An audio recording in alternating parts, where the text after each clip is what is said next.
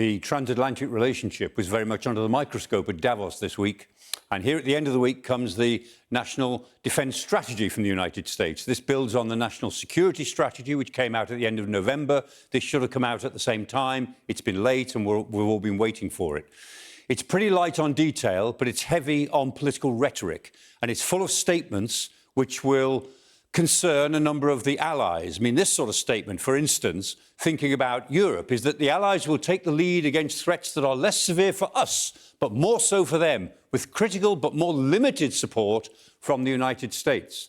And you can find statements like that on more or less every page of this document. And we all look through the document to see if there are any numbers in it, but there aren't.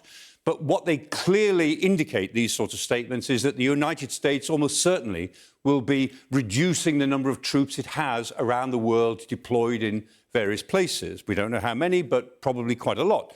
In reality, of course, the United States has 50,000 troops in Japan. It has 28,500 troops in South Korea.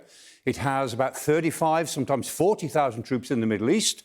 And it has the biggest concentration is in Europe, about 85,000 troops at the end of last year in Europe. Of those 85,000 troops, the biggest number were in Germany, about 35,000 troops at the big bases like Ramstein and Kaiserslautern. Those big bases have been a mainstay of American projection of power around the world. We don't know how far they might reduce troops. Most of us have been thinking about this, think it might be maybe 25%, but it might be more. Might be 30%, might be 50%. Either way, the reduction of troops and the implied reduction of commitment means that NATO, in particular, is likely to change. And we've been thinking through in the last couple of years, but particularly in the last week, how NATO might change in the future. Now, this map is not in any way an official map. This is Michael's map. I've simply commissioned it for the purposes of talking this through.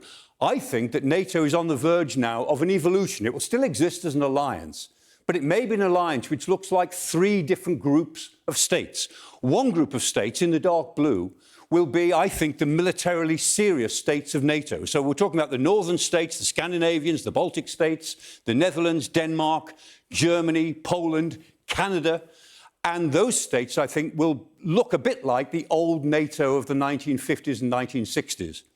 The other states in NATO, those in the light blue, have different concerns. They're more Mediterranean-based. They're more worried about different things. And so these states will be much more equivocal about the military threat from Russia and what they do about it. And then, of course, what about this one, the United States? The question is that an Article 5 commitment state anymore? President Trump says it will be, but who would believe him? The fact is, whether the United States is really committed to this depends on the nature of the crisis. And after all the sound and fury in Davos this week, this, I think, is how NATO is going to evolve in the years ahead.